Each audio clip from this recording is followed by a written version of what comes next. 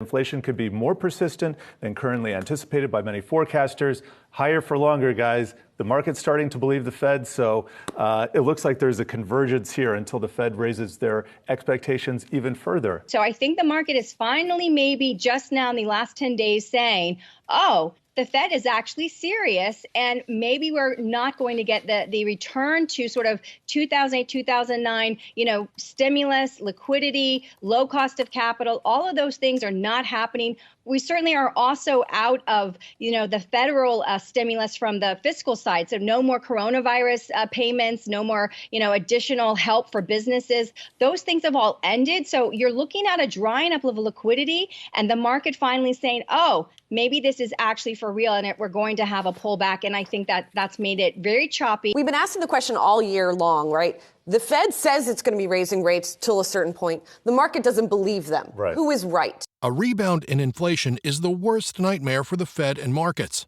After a strong January, markets have retreated by the end of February as a slew of economic data amplified worries that the U.S. central bank might have to keep rates higher for longer.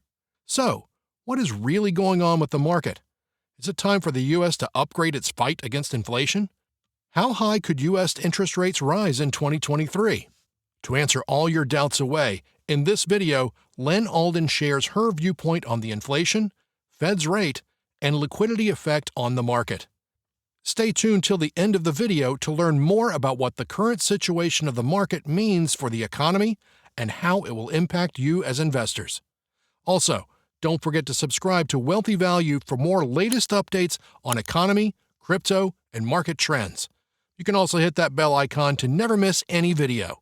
Let's get into the video now. I think the long short of it is that, obviously there was massive fiscal stimulus in 2020, 2021, huge burst of broad money around the world with a lag that started to translate into higher prices on aggregate because there was not a uptick in production of goods and services, but there was an uptick in purchasing power of basically at least currency units. And so you had a lot of people going out and buying things and not necessarily a lot available. When you add things like war, geopolitical risks, rising tensions between China and the United States, basically some of this globalization, maybe not going away, but just kind of, not growing the way it was, maybe even pulling back to a certain degree, there's generally more inflationary pressures.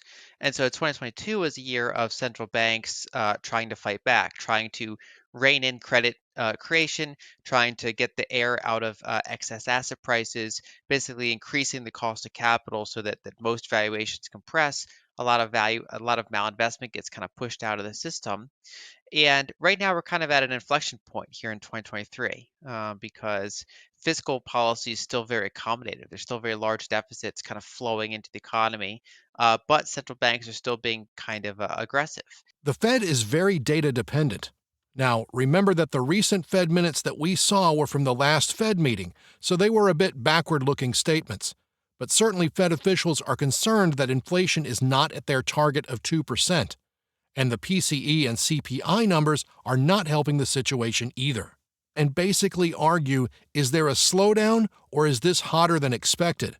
But overall, the market is seeing that this may be a hotter than expected print. Recent U.S. economic data releases are inserting more forcefully the notion of sticky inflation into economic discussions. According to the Fed's last meeting, the Fed has said that it will keep raising rates until it actually meets its target, and keep those rates there for a sustained period of time. Let's get into the next clip to hear more from Lyn Alden.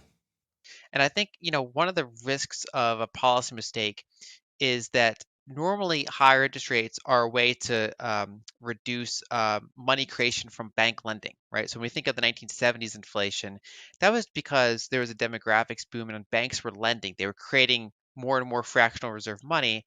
And so tighter monetary conditions were a way to try to rein that in. Whereas when, for example, we look back at the 1940s inflation, fewer people are familiar with that time frame. You had inflation that was just as high as the 70s, but that was not due to bank lending. That was due to fiscal spending, obviously on the war. But then that war spending would go back into the economy, and so you had a big increase in the amount of money in the system, and you got much higher overall inflation, even though banks weren't lending. And basically, we have kind of a 1940 style inflation so far this decade, but central banks are kind of treating it as though it's like a 1970s inflation. And I think this is bound to cause problems in the years ahead. I think if I were to say it overall, I think right now we're in a disinflationary period within what is at risk of being a longer term inflationary decade on average. I think we could get more waves of inflation before this decade is done. A rebound in inflation is the worst nightmare for the Fed. The question is whether today's policymakers have learned the lessons of the past and are prepared to deal with it. So far, the signs are not encouraging.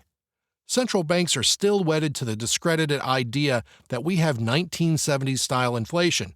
However, Lyn believes that is not the case.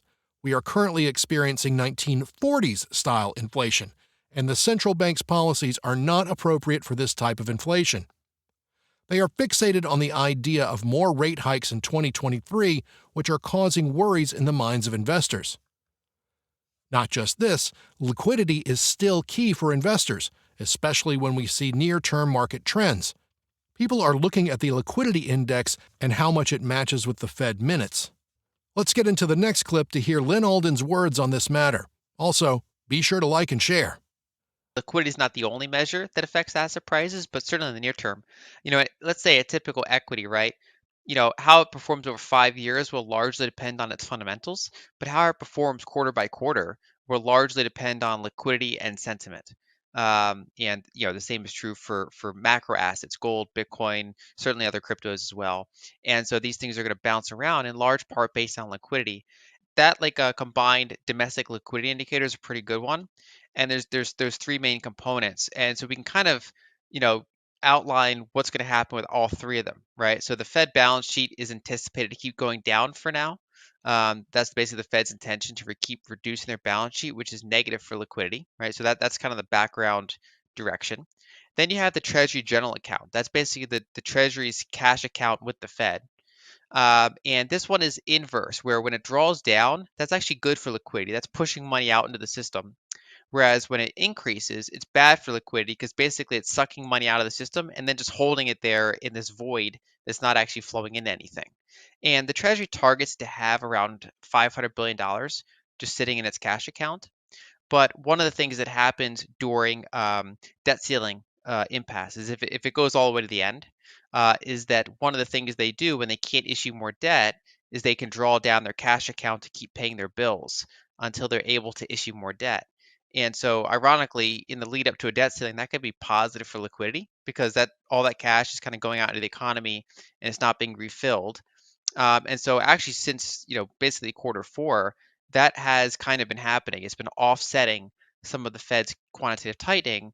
So that's been pretty neutral. And then the third component is reverse repo activity, which is more esoteric, but essentially that's just another big liquidity void that's been built over the past couple of years. And that's been showing signs of flattening and rolling over. And if that does start going down, that's generally positive for liquidity as well. So the way I would describe it is that until, assuming the debt ceiling goes down to the last hour, right? So assuming it goes into the summer, assuming that the Treasury's not able to issue net new debt, we're probably going to see a TGA draw down. And that's going to offset some of what we're seeing in the Fed's quantitative tightening. So we have kind of a neutral liquidity situation overall, most likely. I do have concerns around the second half of the year because at that point, if the TGA is drawn down and the Fed's still doing quantitative tightening, if there is some sort of debt ceiling resolution, which you'd have to have at some point, and then the Treasury starts refilling its cash account, that's sucking liquidity out of the system while the Fed is also still doing quantitative tightening. That could be a double negative whammy for liquidity, and so I wouldn't be surprised to see pain ahead. But in order to get to that point, we first have to see how long this debt ceiling impasse goes and how far that TGA cash account does draw down. So that's kind of the flexible framework I'm working with this year, but it's subject to all sorts of change on a kind of a month by month basis. Lyn Alden has commented that she wouldn't be surprised to see more pain ahead. You see, a lot of the rally that we saw in January was attributed to the liquidity injection. But the central banks have to be really careful when it comes to their peers because the Fed keeps on hiking. How high could the U.S. interest rates rise in 2023? How will it affect the crypto market? How should investors approach crypto in 2023? Let me know your thoughts in the comment section below. For more videos on economy, crypto, and market trends, be sure to subscribe to my channel. You can also hit that bell icon to never miss any video. Also, don't forget to like and share. I'll see you guys in the next video. Adios, and thanks for watching.